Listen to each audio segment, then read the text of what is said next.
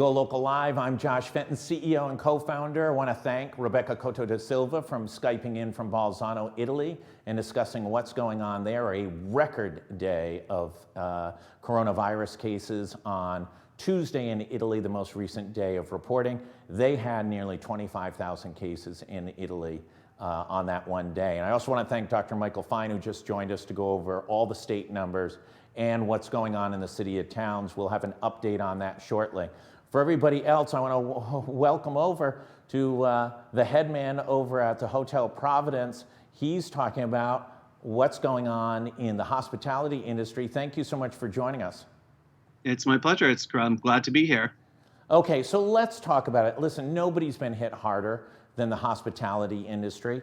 You guys have had to face significant challenges, including almost complete shutdowns at some periods. Some of your competitors have shut their doors.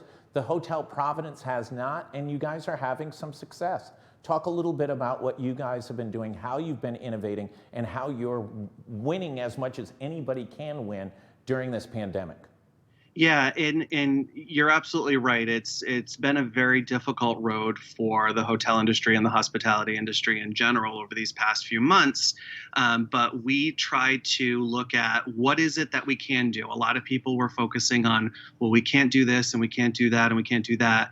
And we had to stop and think, well, what is it that we can do? And that's kind of what we started to focus on. So we were trying to attract kind of those local travelers who just need to get out of their house, which has been really popular. And I can't tell you how many times I answer the phone and it's somebody wanting to make a reservation and they say to us, I just need to, get out of my house and look at 4 different walls than what I've been looking at. But one of our biggest promotions that we started back in May, back when we were so limited on what our gathering size could be, is micro weddings. That market wants to happen no matter what. Corporate meetings and events are going to take a while to come back, but the social market, weddings, they are dying to happen. People want to have weddings. So we, came up with this idea of doing a small wedding package where it was just between 10 and 20 people, whatever was allowed at the time. And it took off. It was the first one in the state. And, we are at 52 weddings and counting this year. So it's been a very successful promotion for us, for sure. Yeah, love does not die even during a pandemic. So I'm glad you fostered romance, love, and the growth of the American family during this period of time. What's been the biggest complication, the challenge for you in running the hotel? Is it staffing? Is it keeping in compliance with the ever-changing restrictions, loosenings, and potentially now further restrictions by the state of Rhode Island? What's the complicating factor? It's definitely keeping in touch, keeping up with the different changes. And, we certainly understand the changes that need to happen and the certain things that, that need to be implemented. But it's definitely keeping up with that. And just this morning, we were having a conversation with one of the other managers here. And, the state is going out and inspecting hotels to make sure that we're following the rules. And one of the things that they said was, oh, you need to have a sign in for your fitness center. And we didn't realize that. So it's just, okay, well, how can we do this? What's the easiest way to make it happen for our guests? And I think the other big challenge is getting people to understand that it is an okay time to travel. This is arguably the safest time the safest point that you can travel and be in hotel rooms. The different rules that we have to follow and, that are being mandated, but also the rules that we're self-imposing and making sure that every single one of our rooms is treated with an electrostatic sprayer. The rooms are unoccupied for a minimum of 24 hours in between guests. So navigating that has been the biggest challenge. But also it's helped us start a conversation with our guests to say, no, it's okay. You can come stay with us. Please leave your homes and come downtown and just do that little getaway for a night or two. Yeah, listen, we've stayed at the Hotel Providence twice over the past few months. It was spectacular treatment. I personally don't want to see anyone or talk to anyone in that experience, because I just want to go and stay in a hotel room and exactly that. See some other different walls and maybe walk out. And we had dinner at Cleo's around the corner one of the nights, sat outside, and it was lovely. Couldn't have been any better, and the hotel couldn't have been any better. I And a think. lot of people are contacting us, and they're saying, I've never been to Providence before. What is there to do? Is it open? Can I go out? Can I eat in a restaurant? And it's nice to be able to be on the phone and say, yes, these are the restrictions that you're going to encounter, but yes, you can come downtown, you can stay in the hotel, you can go out and experience a gondola ride or a Providence riverboat ride or the Jack-o'-lantern spectacular. So the fact that the city is still doing those things, it is helping to bring people downtown for sure. What's been the biggest positive surprise out of all this? You talked about them innovating the micro weddings. What else has been one of the better parts of this incredibly difficult period of time? I think that a lot of times, we see a lot of things on social media about people that are complaining about this. But one positive that we're seeing is as our guests are so understanding of everything when they come in, and they're used to a certain level of service that we provide and certain things we can't do right now, but they are so understanding. And to see that, I can tell you that we have not had any of those crazy experiences that you see where somebody's yelling at somebody because we asked them to wear a mask, and that's certainly not the case here. So that's been really refreshing for us, is to see the guests that are coming in that are here to enjoy themselves, and they're so understanding with us. And I've really enjoyed talking to those people that have been saying, you know what, no, I've never been to Providence before, but we're not exactly New York City or Boston, so they feel safer going out and enjoying the downtown area. So that's been probably the best part for me, is to see that in action. Yeah, feel free to use the company Taser if anybody complains about putting on a mask. I think the other thing is, if you're going to go out and you're going to have a meal outside, or you're going to stay in one of the local hotels for a weekend getaway or just a night to break up the monotony, you have to be in a mindset of understanding the limitations of what staffing is, et cetera.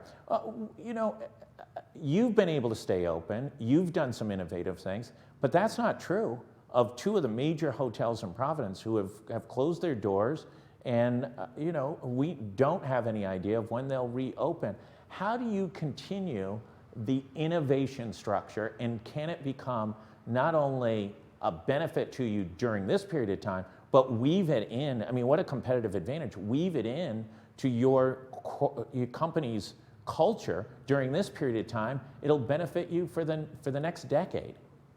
I think so. It's been really nice to be one of the hotels that is on the front lines and able to welcome guests. Providence itself is very group focused. So when you say no large gatherings, no conventions, that can be detrimental to a hotel. And I certainly won't lie that has affected our business. In terms of occupancy, we're about 50% below where we were last year, which of course is to be expected. But and like I said, it was all how we kind of approached it and said, what is the best way to get somebody in right now? Obviously, that has a lot to do with rates and specials. We offered a stay 2 nights, get 1 night free earlier this summer, and that took off because it got people out of their houses and into the hotel room. So that was a really good strategy that we did, and it's certainly helping us. People are discovering us. One of my favorite customers to come in the hotel are the university parents, people who were bringing their students back to one of the universities in town. And as happens so often, they discover us and they say, I had no idea that you were here. And that's happening a lot lately. So that has been a lot of fun to welcome those particular guests to the hotel. And what I like about them is when they come in, they discover us, and we're going to be friends for the next 4 years. So that's been really good for us. Last question.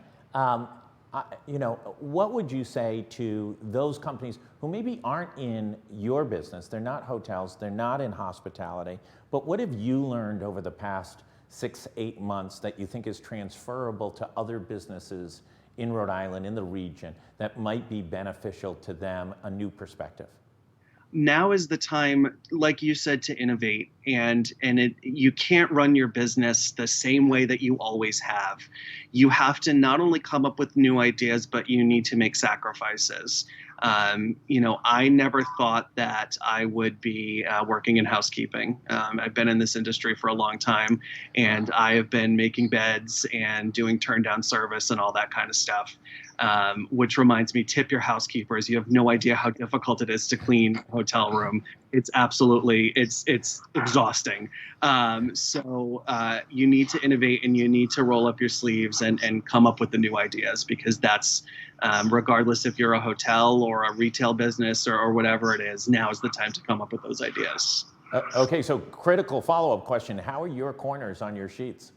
I do a really good corner on my sheets, but it's funny. So the way hotels work is housekeepers are given a certain amount of minutes to clean a room, and I cannot keep within those minutes. I was much longer. It took me a lot longer to clean a hotel room than it should have, but it is exhausting work. So please tip your housekeepers.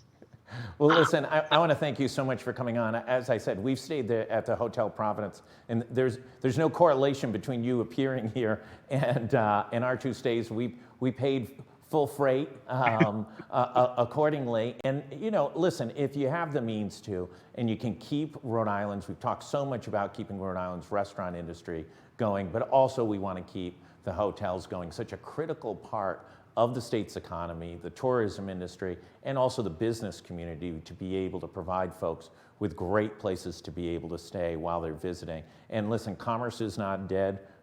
The one good piece of news maybe this whole week was GDP was at a record pace for the third quarter in the United States. Hopefully we can build on that. I want to thank you so much for joining us. For everybody else, stay tuned for a couple updates on GoLocal that are coming out this afternoon. For everybody, stay safe, save a job, save a business, wear your mask. Thank you.